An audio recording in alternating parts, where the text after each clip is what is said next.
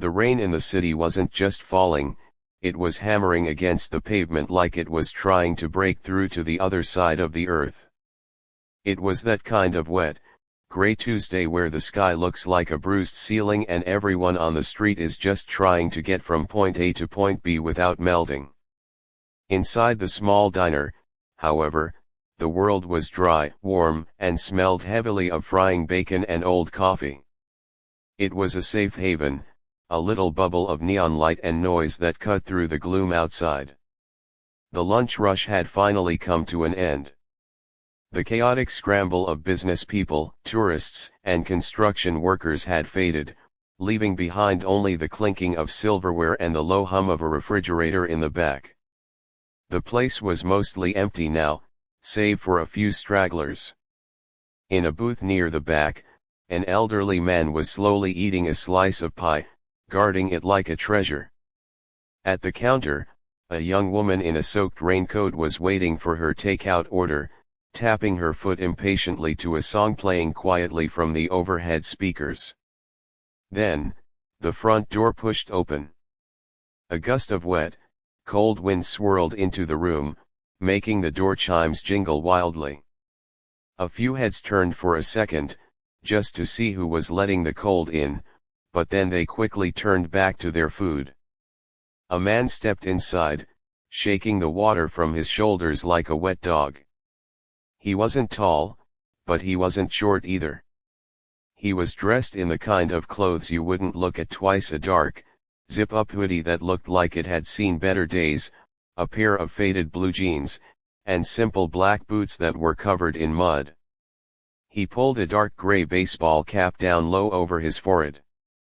It was the kind of hat that casts a shadow over your eyes, making it impossible to see where a person is looking.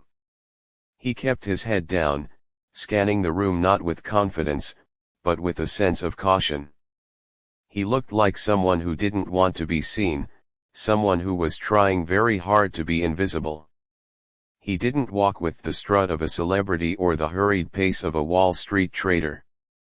He shuffled, his shoulders slightly hunched, carrying a heavy, invisible weight on his back. The waitress behind the counter, a woman in her 30s who had been on her feet for 6 hours straight, didn't even look up from the coffee mug she was wiping. She heard the door, she registered the sound of wet boots on the linoleum floor, but in her mind, he was just another customer escaping the rain. Just another body that needed coffee and a burger. The man walked past the counter, his hands deep in his hoodie pockets. He moved toward the back of the diner, seeking the darkest, most secluded corner he could find. He chose a booth that was pressed against the window, but the angle of the seat meant he was mostly hidden from the rest of the room. The vinyl seat was torn slightly in the corner, patched up with silver duct tape, but he didn't seem to mind. He sat down slowly, letting out a long, quiet breath as if he had been holding it in for miles. It was the kind of breath that comes from deep in the chest, the kind that signals true exhaustion. He didn't pull out a phone. He didn't check a watch. He just sat there, staring out the window at the water racing down the glass. Outside, the world was blurry and gray, moving too fast. Inside, he was perfectly still. If anyone had looked closely, they might have noticed the lines on his face, the weathered skin that showed he had lived a life full of ups and downs. But nobody looked closely. That was the beauty of the disguise, and the tragedy of it. Here sat one of the most famous people on the planet, a man whose face had been on giant billboards in Times Square and on movie screens across the globe, yet in this small diner, on this rainy Tuesday, he was absolutely nobody. He was just a lonely guy in a hoodie. For several minutes, he didn't move. He watched the rain. He watched a taxi cab splash through a puddle on the street outside. He seemed to be finding a strange sort of peace in the misery of the weather. It was as if the rain was the only thing that made sense to him at that moment. It was cold, it was relentless, and it didn't ask for anything. It just fell. A young busboy, a teenager with headphones around his neck, walked by to wipe down a nearby table. He glanced at the man in the booth, muttered a quick, "I'll be with you in a sec," and moved on. The man in the hoodie nodded slightly, a small, polite gesture, but didn't speak. He seemed content to just wait. He wasn't in a hurry. In fact, he seemed like he had nowhere else to be in the world. The diner was quiet now. The chatter from the kitchen had died down.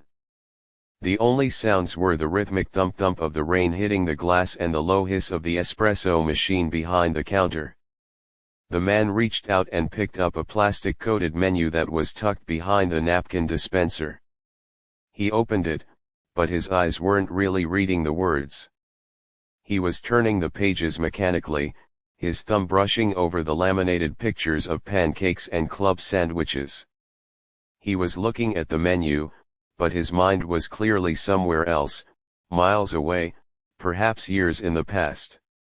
He shifted in his seat, adjusting the hood so it stayed snug around his face. He rubbed his chin, feeling the rough stubble that had grown in since the morning. He looked tired. Not the kind of tired you get from staying up too late watching TV, but a deep, bone tiredness that comes from carrying heavy things in your heart. He looked like a man who had seen too much and felt too much, and was now just looking for a few minutes of silence where he didn't have to perform for anyone. From the counter, the waitress finally sighed, tossed her cleaning rag into a bin, and picked up her order pad. She ran a hand through her hair, which was tied back in a messy bun, and prepared herself to deal with the last customer in the section. She was tired, her feet ached, and she was ready for her shift to be over. She saw the man in the corner booth, still looking at the menu, still hunched over like he was trying to take up as little space as possible. She walked over, her sneakers squeaking on the floor. As she got closer, she noticed how soaked his shoulders were. A dark ring of water was spreading across the back of his hoodie. A puddle was forming on the floor beneath his boots. He looked messy. He looked washed up. To her, he looked like just another lonely soul in the city, maybe someone down on his luck, someone who had nowhere better to go than a cheap diner in the middle of the afternoon. She didn't see the kind eyes. She didn't see the gentle spirit that millions of fans adored. She didn't see the man who gave away millions of dollars to charity because he believed that having too much money was a burden. She just saw a guy in a dirty hoodie who wasn't smiling. The man closed the menu and looked up as she approached. He tried to offer a small, polite smile, a reflex he had learned over decades of being in the public eye. It was a habit trying to make people feel comfortable. But his face was heavy, and the smile didn't quite reach his eyes. It was faint, fleeting, and disappeared as quickly as it had come. He put the menu down and folded his hands on the table, waiting. The waitress stopped at the edge of the booth. She pulled a pen from her apron, clicking it open with a practiced flick of her thumb. She looked at him, ready to take his order, but she hesitated. There was something about his silence that irritated her. Or maybe it was just her own bad mood projecting onto him. She wanted to go home. She wanted the rain to stop. She wanted to talk to someone who would actually talk back. She looked down at his downcast eyes, his messy hair poking out from under the cap, and the way he sat so alone in the corner. He seemed so small in that big booth, wrapped up in his own little world of misery. She felt a spark of impatience. Why go out if you're just going to be sad? Why sit in a public place if you don't want to be around people? The rain continued to pound against the glass, a relentless drumbeat to the scene unfolding inside.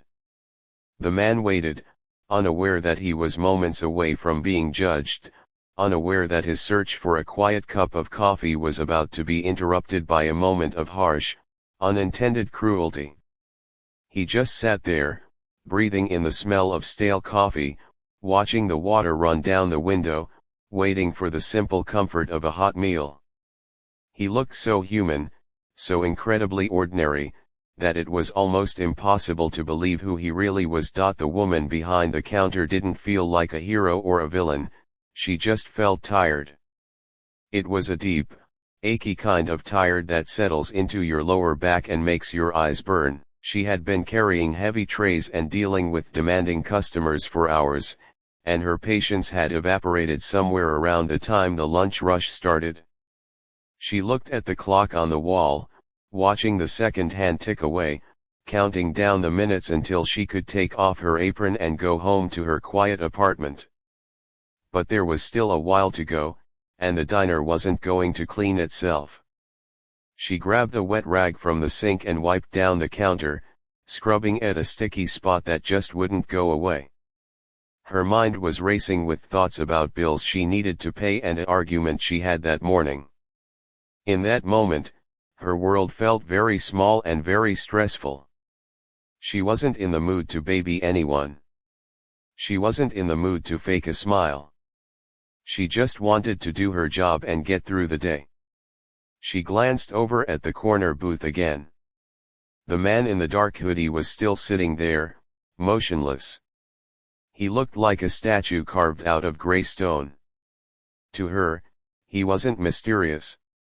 He was just another person adding to the weight of the day. He looked messy. He looked like someone who had given up. Seeing someone look that defeated actually made her feel worse, like his sadness was contagious. She didn't want to look at it. She wanted to fix it, or maybe she just wanted him to leave so she didn't have to feel the heaviness of his presence. With a heavy sigh, she tossed the rag into the bin, grabbed her order pad, and walked toward his booth. Her sneakers squeaked against the floor, the sound echoing slightly in the quiet room. As she got closer, the smell of rain and damp clothes drifted off him. It was a smell of wet wool and cold air. She noticed that his shoulders were slumped forward, curving inward, as if he was trying to protect his heart from the world. He seemed smaller than he really was, shrinking into the corner of the seat. When she reached the table, she didn't greet him with the cheerful hi there she usually forced out for customers. She stood there for a moment, waiting for him to look up. He didn't. He was still staring out the window, watching the rain race down the glass, completely lost in his own thoughts. He looked peaceful, but in a sad way. Like a ghost haunting his own life. She cleared her throat, a sharp, abrupt sound that cut through the quiet hum of the diner. The man flinched slightly, a tiny jerk of the shoulders, and then slowly turned his head to look at her. Under the brim of the baseball cap, his eyes were shadowed, but she could see that they were dark and serious. There was no anger in them, just a quiet emptiness. He looked at her, waiting. "What can I get for you?" she asked. Her voice was flat. It wasn't mean, exactly, but it wasn't warm either. It was the voice of someone who just wanted the paperwork to be done. The man blinked slowly. He reached up and rubbed the back of his neck, a gesture of weariness. He started, his voice low and rough, like gravel crunching under tires. "Just a black coffee, please. And the BLT. Toasted bread." He paused for a second, glancing at the menu she was holding, even though he had already decided. "And, maybe a glass of water. Tap water is fine." The waitress scribbled the order down on her pad, not looking at him. "BLT, toasted. Black coffee. Tap water." She ripped the small piece of paper off the pad with a crisp sound. As she looked down at his face again, something inside her snapped. It wasn't a big explosion, just a little spark of irritation that she couldn't control. Maybe it was the way he was hunched over. Maybe it was because he was alone in a booth meant for 4 people. Maybe it was because she was stressed about rent and tired of seeing people look miserable. Or maybe it was just that he looked so incredibly unremarkable to her that she felt like she could say anything. He didn't look important. He didn't look like someone who would fight back. He just looked like a tired, lonely man with a wet coat. She looked at his downturned mouth, the stubble on his chin, and the heavy sadness that seemed to hang over him like a cloud. To her, he looked like a guy who had just lost his job, or maybe his wife. He looked like a guy who had nothing to live for. And seeing that made her angry, because she was fighting so hard to keep her own life together, and here he was, just sitting in the gloom. Is that everything, she asked, but she didn't wait for an answer. She couldn't hold the words back. They just spilled out of her mouth, driven by her own bad mood. She leaned in a little, resting one hand on the table. Her voice dropped, but it was loud enough for him to hear clearly.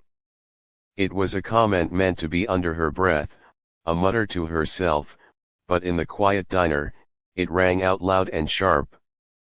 "Smile, honey," she said, her tone dripping with a sarcasm that she didn't even try to hide. "It can't possibly be that bad, can it?" The man looked up at her, his eyes widening just a fraction. He was taken aback. He opened his mouth slightly, as if to speak, but she wasn't done. She stood up straight, tapping her pen against the pad. "You walk around looking like you lost your last friend in the world. Looking like you're broke and lonely." She shook her head, a look of judgment on her face. "People come in here to eat, not to watch a tragedy. You sitting there all mopey, it's a depressing sight. You really should try to look a little more alive, you know." The moment the words left her lips, the air in the diner seemed to change. It grew heavy and thick. It was as if the noise of the rain outside suddenly got louder, filling the awkward silence that followed her outburst. She hadn't meant to be that harsh. She had meant it as a joke, sort of, or at least a tough love nudge. But as she looked at him, she realized how cruel it actually sounded. She saw the way his jaw tightened slightly. He didn't look angry. He didn't look like he was going to yell at her. He just looked hurt. It was a flash of pain in his eyes that disappeared instantly, replaced by a polite mask, but she saw it. She knew she had crossed a line. She had judged a book by its cover, and she had ripped the cover off without even reading the first page. She had looked at a man she didn't know, a man whose story she couldn't even begin to imagine, and she had mocked him for being sad. She had assumed he was a nobody, a failure, a person who didn't matter. And she had treated him accordingly. The man in the booth stared at her for a second. There was a long, uncomfortable silence. The refrigerator in the back hummed loudly. The young man at the counter stopped tapping his foot and turned to look at them, sensing the tension. Even the old man eating pie paused, his fork halfway to his mouth. Inside the hoodie, the man shifted. He looked down at the table, avoiding her gaze now. He looked small. Incredibly small. He looked like a scolded child. The power dynamic had shifted instantly. She was the powerful waitress, and he was the pathetic customer she had just put in his place. But it didn't feel like a victory. It felt like a mistake. She started to say, but her voice trailed off. She didn't apologize. Not yet. Her pride was in the way. She stood there, clutching her order pad, feeling the heat rise in her cheeks. The man took a deep breath. He let it out slowly, a shaky breath that whistled slightly. When he looked up again, his expression had changed. He wasn't angry. He wasn't offended. He actually looked understanding. He looked at her, really looked at her, perhaps noticing the dark circles under her eyes for the first time, or the way her hands were shaking slightly from too much coffee and not enough food. "You're right," he said softly. His voice was gentle, lacking any of the bite that hers had. It's been a long week. I apologize if I brought the mood down." He said it with such sincerity that it made her stomach twist.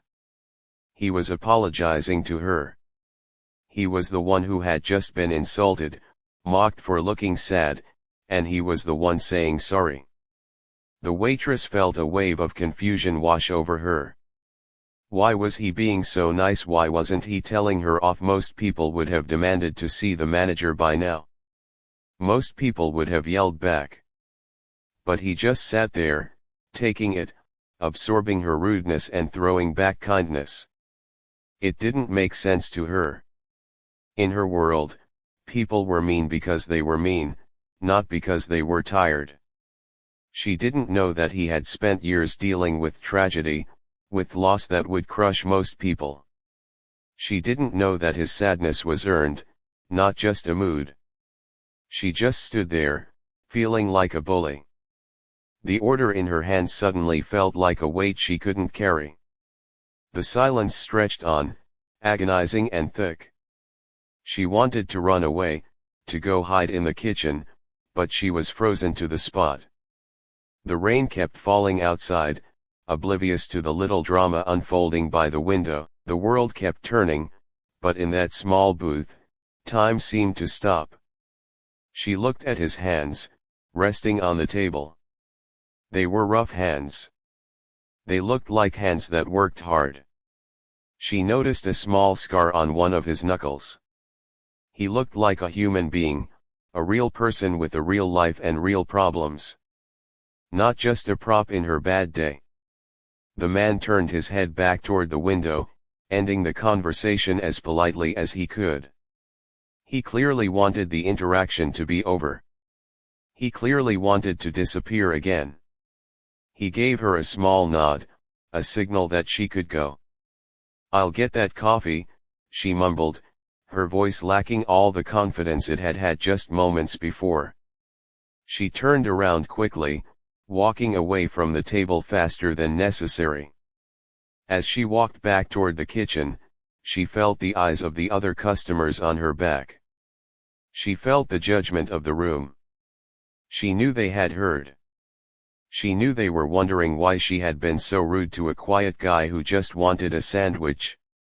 Her heart pounded in her chest, a nervous rhythm that matched the thumping of the rain against the glass. She pushed the kitchen door open, the noise of the staff washing dishes and cooking hitting her ears, but she couldn't focus on it. All she could think about was the look in his eyes. Not the anger she expected, but the sad, gentle acceptance of her cruelty. She had tried to kick him when he was down, and he had simply moved out of the way. She didn't know his name. She didn't know who he was. But for the first time all day, she felt a sinking feeling in her gut that told her she had made a terrible mistake. She had just judged a soul by its cover, and she had a feeling she was going to regret it. The kitchen door swung shut behind the waitress, cutting off the noise of the clattering pans and the hissing grill, but the silence of the diner didn't bring her any peace. She stood there for a moment, her back pressed against the cold stainless steel counter, staring at the tiles on the floor.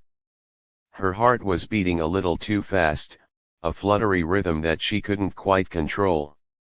She took a deep breath, trying to steady her nerves, trying to push away the feeling that she had just done something terrible. She grabbed the glass coffee pot. It was warm in her hand, a familiar weight that usually grounded her. But today, it felt awkward. She watched the black liquid swirl inside as she walked back out toward the dining room. She didn't want to go back to that table. She didn't want to see the sad man in the corner booth again. She was afraid that he would be angry. She was afraid he would yell. Or worse, she was afraid he would just sit there and take it, making her feel even smaller than she already felt. When she stepped out of the kitchen, the air in the diner felt different. It felt heavy, charged with the awkward energy of her earlier outburst. The few customers who were left were eating quietly, seemingly unaware of the storm cloud hanging over booth number 4. The rain was still coming down hard, a relentless wall of water that distorted the view of the street outside. She approached the booth slowly. Her footsteps felt heavy, like she was walking through mud. The man was still sitting exactly where she had left him, hunched over the table, his hands clasped together in front of him. He wasn't looking out the window anymore. He was staring at the scratched surface of the table, tracing a deep gouge in the laminate with his thumb. He looked incredibly alone in that moment, a solitary island of silence in a noisy world. The waitress stopped at the edge of the table. She didn't say anything. She just reached out and placed the mug of coffee in front of him. The ceramic clinked softly against the saucer. A small wisp of steam curled up from the dark liquid, carrying the bitter, comforting smell of roasted beans. She expected him to ignore her. She expected him to keep his head down, maybe even mumble something about getting a new server. But that isn't what happened. As soon as the cup touched the table, he looked up. The brim of his hat cast a shadow over his eyes, but she could see them clearly. They weren't full of anger. They weren't cold or hard. They were soft. They were the kind of eyes that have seen pain and decided not to let it turn them into something cruel. "Thank you," he said.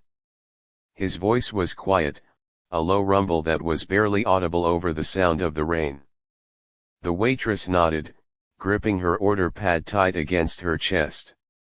She wanted to walk away. She wanted to run back to the safety of the kitchen. But she found herself frozen, caught in the gaze of this stranger. She opened her mouth to apologize, to tell him she was just having a bad day, but the words got stuck in her throat.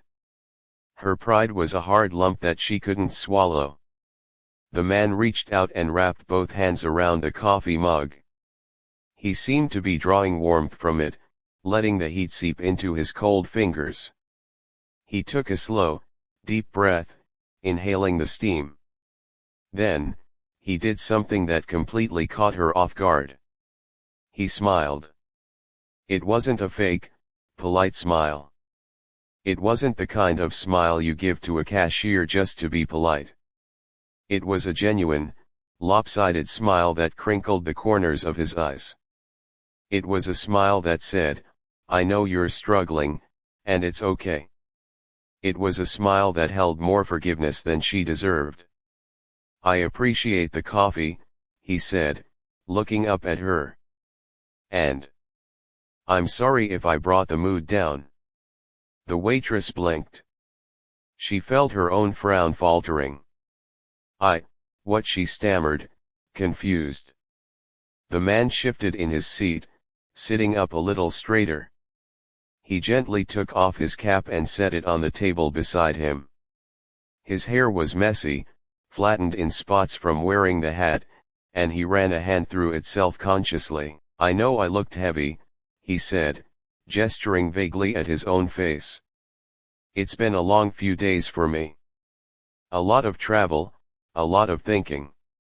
Sometimes I get a little lost in my own head. I didn't mean to bring the whole room down with me. That wasn't my intention." He spoke with such sincerity, such a raw honesty, that the waitress felt a sudden lump form in her throat. She had insulted him. She had mocked his sadness, told him he looked broke and lonely, and here he was, apologizing to her for his mood. He was taking responsibility for her bad behavior. He was trying to make her feel better.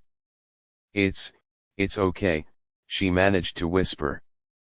She couldn't look him in the eye anymore. She looked down at her shoes, feeling a burning hot flush of shame creep up her neck. I shouldn't have said what I said. I was out of line. I'm just tired. We're all tired, the man said softly.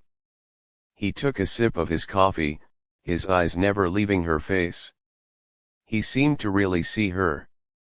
Not just as a waitress, not just as an obstacle to his lunch, but as a human being. He noticed the dark circles under her eyes. He noticed the way she was shifting her weight from one foot to the other because her feet hurt. He noticed the tension in her shoulders. It looks like you've had a heavy day too, he said. It wasn't a question. It was a statement of fact. He was looking at her with a gentle curiosity, waiting for her to answer.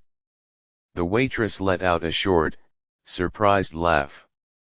It was a dry sound, without much humor in it. You have no idea, she said. Double shift. My feet are killing me. The kitchen is backed up. And she stopped herself, realizing she was complaining to a customer. A customer she had just been incredibly rude to. I'm sorry. You don't want to hear about my problems.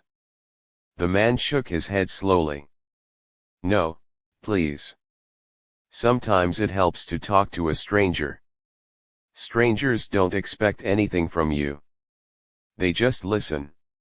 He leaned back against the booth, stretching his arms out along the back of the seat. He looked relaxed now, completely at ease. The heavy, brooding energy that had surrounded him when he walked in seemed to have evaporated. He looked like a regular guy, enjoying a break in his day.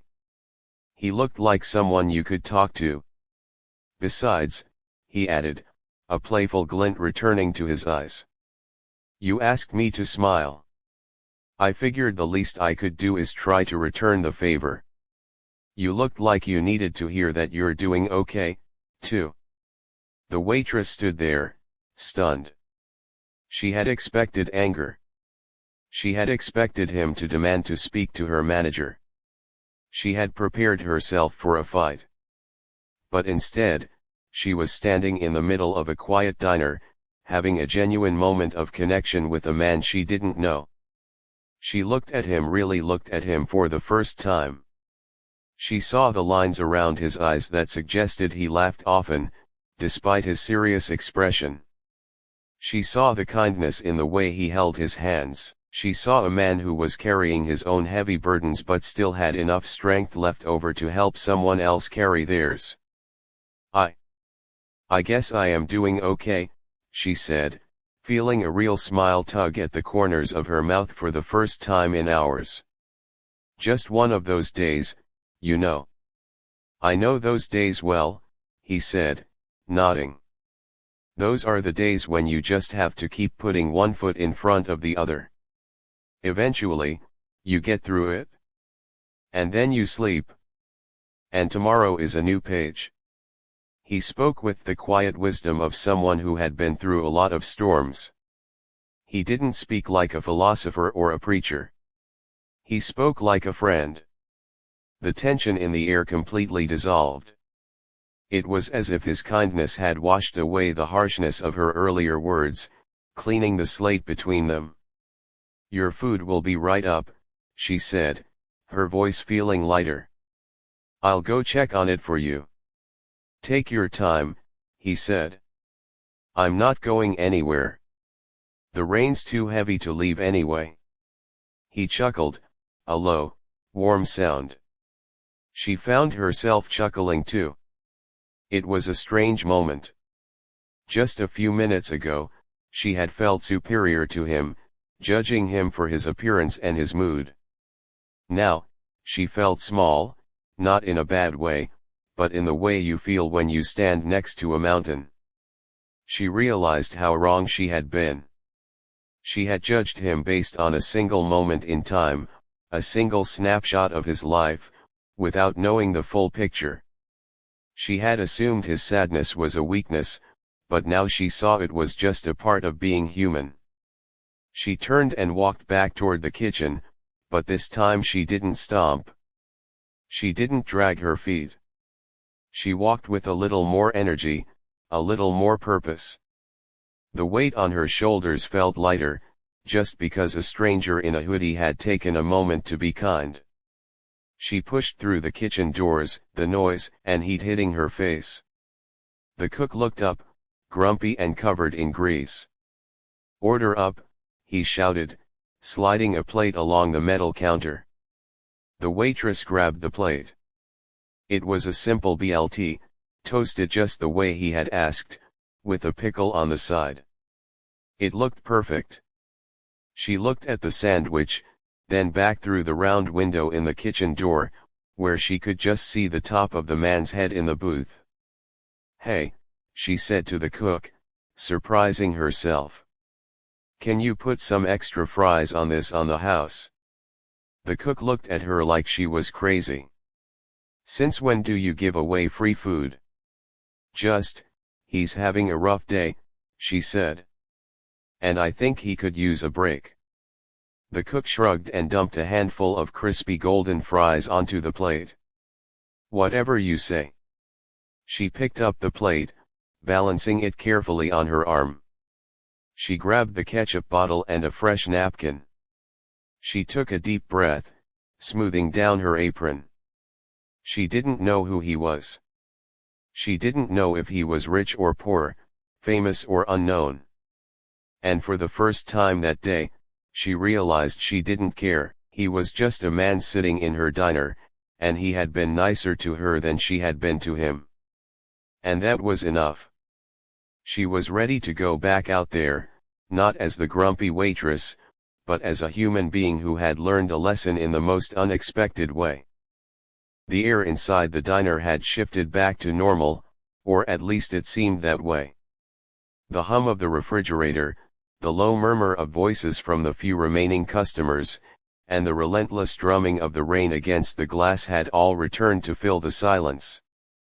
But for the waitress, standing behind the counter with a damp rag in her hand, the world felt unsteady.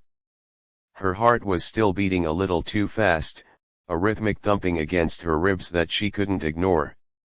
She kept glancing toward the corner booth, checking on the man, half expecting him to have vanished into thin air. He hadn't vanished, of course. He was still there, sitting in the same position, both hands wrapped around the warm mug of coffee she had just given him. He looked small in that big booth, his shoulders hunched forward, staring into the black liquid as if he was trying to read his fortune in the swirls of steam.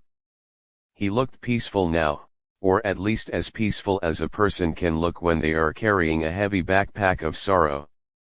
He didn't look like a movie star. He didn't look like a celebrity. He just looked like a guy named, well, she didn't even know his name. To her, he was just the guy in the hoodie. The waitress turned away from the booth and leaned back against the counter, letting out a long breath. She wiped her hands on her apron, trying to wipe away the sticky feeling of guilt that was clinging to her. "Why did I say that?" she asked herself for the 100th time. "Why did I have to be so mean?" She thought about his apology, about the way he had told her he was sorry for bringing the mood down. It made her chest feel tight. He had been so kind, so undeservingly kind. It made her want to go back over there and hug him, or maybe just hide under the table until he left. She looked around the diner to distract herself. The place was emptying out. The old man with the pie had left a crumpled $5 bill on his table and shuffled out into the rain. The girl with the soaked raincoat had grabbed her takeout bag and rushed out the door, letting in a blast of cold air that made the waitress shiver. Now, it was just her, the cook in the back, and the man in the corner. Her eyes wandered up toward the small television mounted in the upper corner of the dining room. It was an old model, with a slightly curved screen that tended to flicker if you slammed the door too hard. The volume was turned down low, the subtitles scrolling across the bottom in bright yellow letters. Usually, she ignored it. It was just background noise, a mix of daytime talk shows and soap operas that she had seen 1,000 times. But today, something caught her eye. The screen flickered, changing from a commercial for car insurance to a fast-paced, flashy movie trailer. The image was dark, gritty, filled with explosions and men in suits firing guns. The music was loud and intense, even with the volume down. It looked like an action movie, the kind her brother liked to watch on Sunday afternoons. She watched the screen absent-mindedly, scrubbing at a spot on the counter that wouldn't come clean. She saw a car flip over in slow motion. She saw a building explode. And then, the camera zoomed in on the main character. The man on the screen was wearing a tailored black suit. His hair was perfectly styled, slicked back in a way that looked expensive. His face was set in a grim, determined expression. He was holding a pistol in each hand, walking through a rain of debris and glass. He looked tough, invincible, dangerous. He looked like a hero. The waitress paused, her hand stopping in mid-air. She narrowed her eyes, leaning in closer to the screen. There was something about the actor. Something familiar. It wasn't just that she had seen the poster for this movie on the side of a bus somewhere. It was something deeper. It was the eyes. On the screen, the actor narrowed his eyes, looking past the camera, looking at some unseen enemy. The camera lingered on his face for a long moment. The director wanted you to see the pain in his eyes. Even in the middle of an action movie, with things blowing up all around him, this actor managed to look incredibly sad. He looked like he had lost everything. He looked like a man who was fighting not because he wanted to, but because he had no other choice. A cold chill ran down the waitress's spine. It wasn't the chill from the drafty door. It was a chill of realization.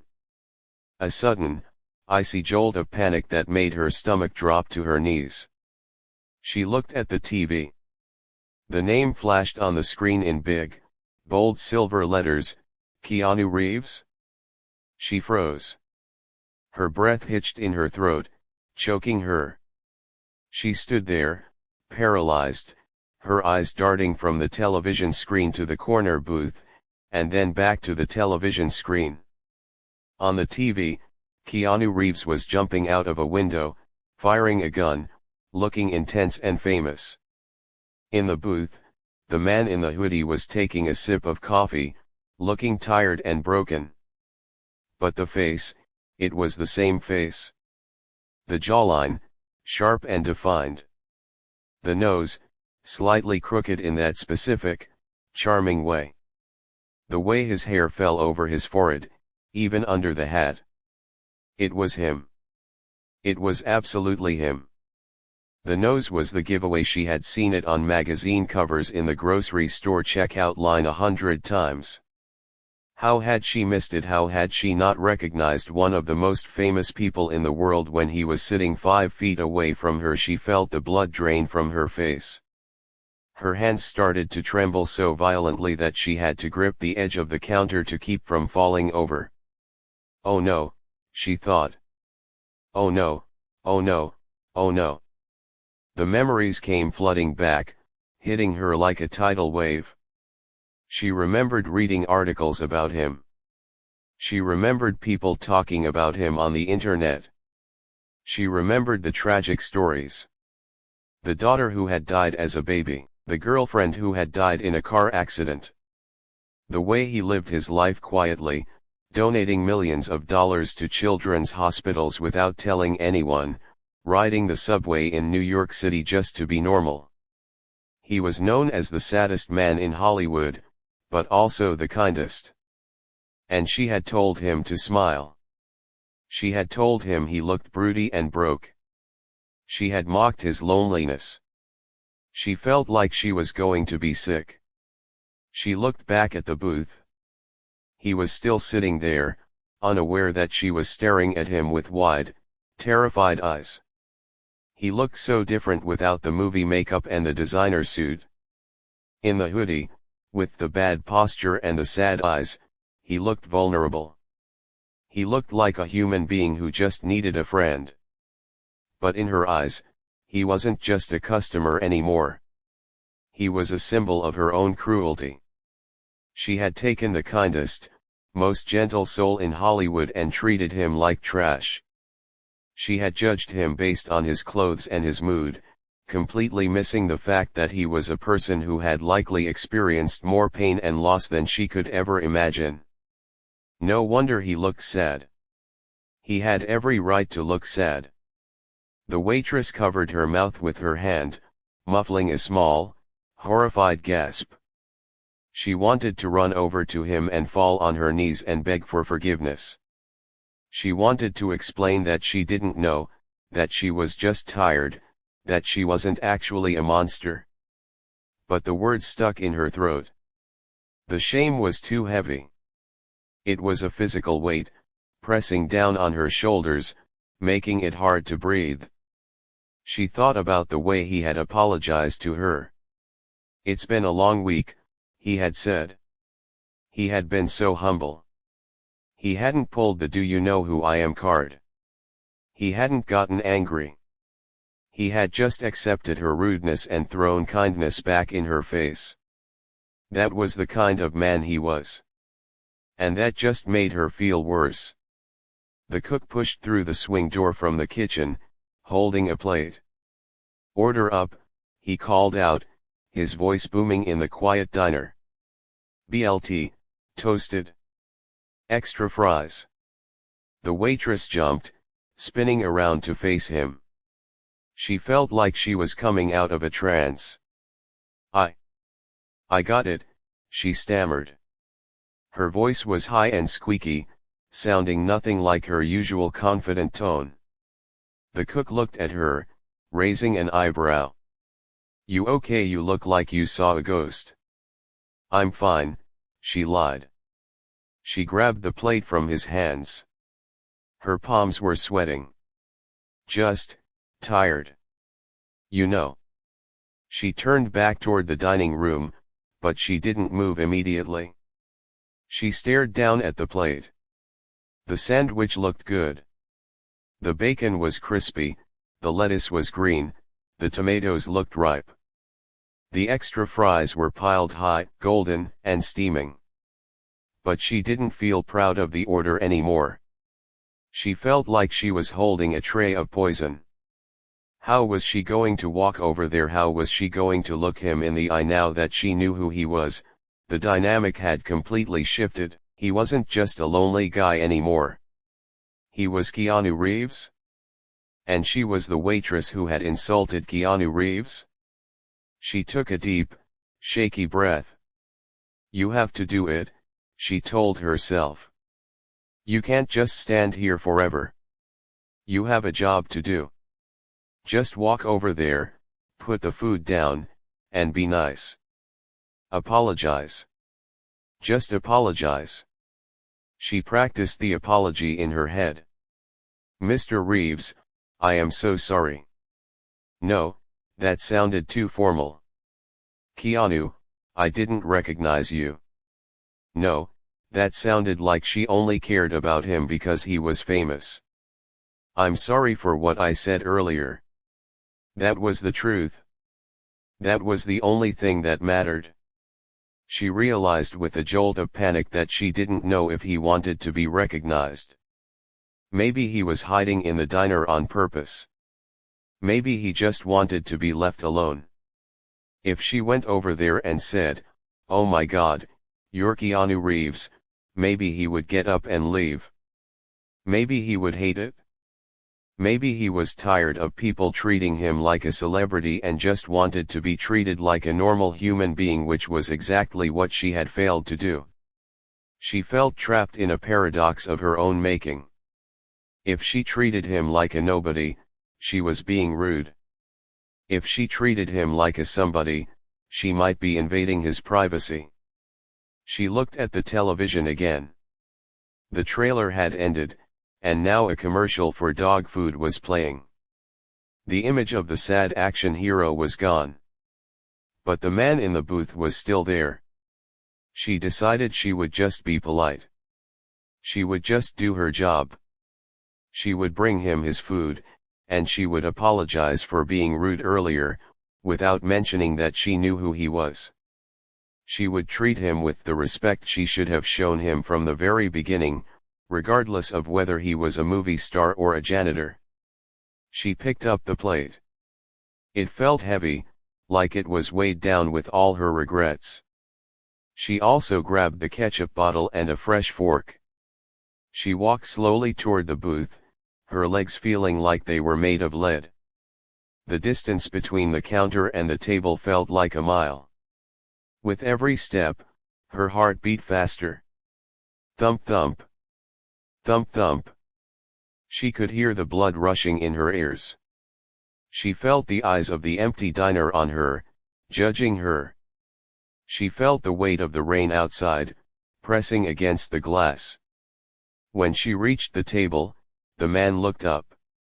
He was still wearing that gentle, patient expression.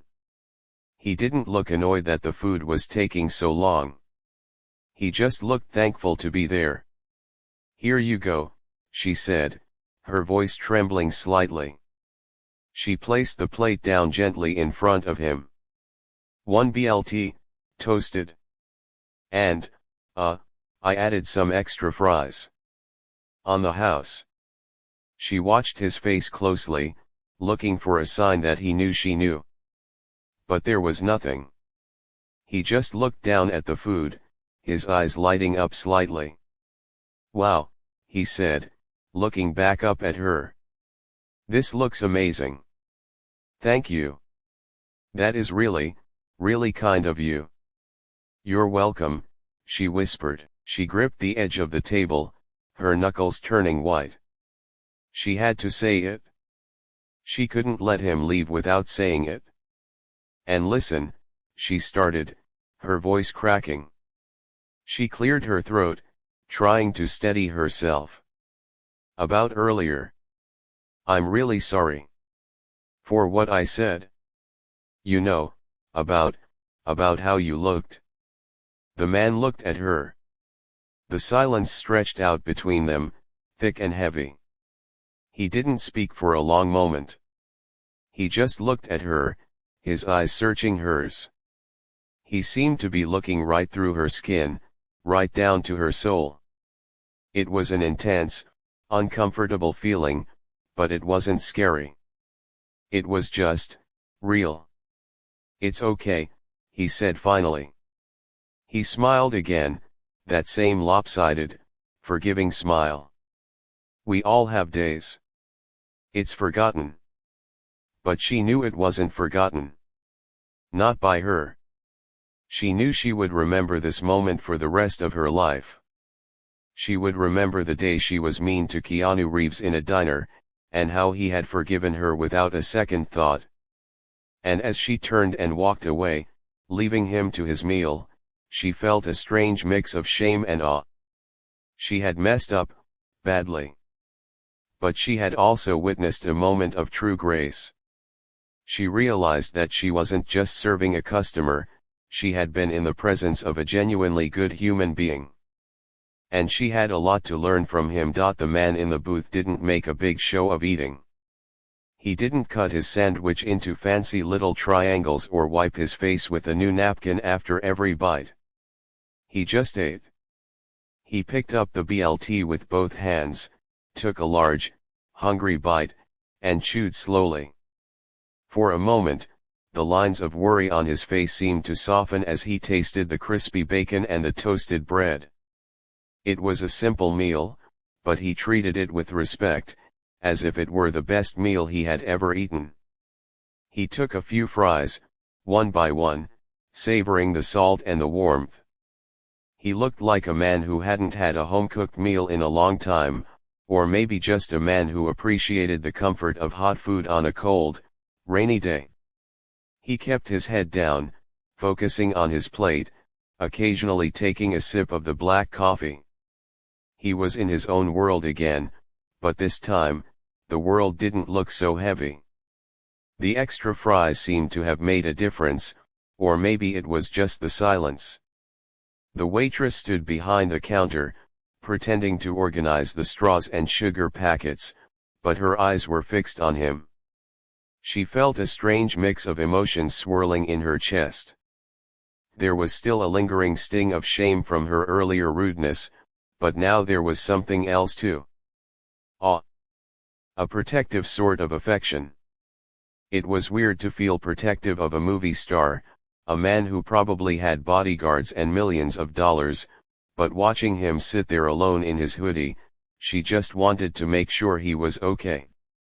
She refilled his coffee cup without asking, walking over quietly and pouring the dark liquid until it was just below the rim. He looked up, mid-chew, and gave her a quick nod of thanks, his eyes crinkled at the corners again. He didn't say anything, and neither did she. They didn't need words anymore. There was a quiet understanding between them now. They were just two people trying to get through a rainy Tuesday, connected by a brief moment of kindness. He finished the sandwich, wiping his mouth with the paper napkin and balling it up in his fist. But instead of leaving the mess on the table like most customers did, he did something that made the waitress pause. He carefully stacked the plate on top of the paper wrapping. He gathered his trash, the napkin, the wrapper from the straw, and placed it all neatly on the tray. He used a clean napkin to wipe up a few crumbs that had fallen on the table, clearing the space completely. It was such a small thing, but it hit her hard. He was a celebrity. He was a star. People probably cleaned up after him everywhere he went. But here, in a greasy spoon diner, he took the time to clean up his own mess. He treated the booth with respect. He treated the waitress with respect. He didn't think he was better than the place or the people in it. He was humble. He was real. He reached for his wallet then, pulling it out of his back pocket. It was a worn leather wallet, the kind that looks old and soft from years of use. He thumbed through it, taking out a few bills. He paused for a second, looking at the money, then slid out a few more. He placed the stack of bills on the table, weighting them down with the salt shaker so they wouldn't blow away in the draft from the door. He stood up slowly, pushing himself out of the booth with a groan that he tried to suppress. He grabbed his baseball cap from the table and pulled it back down over his head, tugging the brim low. He pulled his hood up over the cap, shielding himself from the world again. The transformation was instant. One moment, he was just a guy eating lunch. The next, he was a shadow, disappearing back into his disguise. He walked toward the counter, his hands deep in his pockets. He didn't look left or right. He didn't check his phone. He moved with a steady, purposeful rhythm. The waitress met him at the register. Her hands were trembling slightly again, but she managed a smile. It was a genuine smile this time, warm and friendly. "All done?" she asked, her voice soft. "Yeah," he said. "It was perfect. Thank you." "You're welcome," she said. She wanted to say more. She wanted to tell him she was a fan, or that she was sorry again, or that he was a good person. But looking at him, hidden under his hood, she knew he didn't want to hear it. He didn't want praise. He just wanted to pay for his meal and leave. So, she kept it simple. "You take care now, okay? Drive safe in this rain." "I will," he said. He looked at her one last time, his dark eyes locking onto hers. "You take care of yourself too. Keep smiling." It wasn't a command this time. It wasn't rude. It was a wish. A gentle hope that she would find happiness, even on bad days. "I will," she whispered. He turned and walked toward the glass door. He pushed it open, and the wind rushed in to greet him, bringing with it the smell of wet pavement and cold air. The bell above the door jingled, a sharp, cheerful sound that seemed to cut through the gloom. He stepped out into the rain.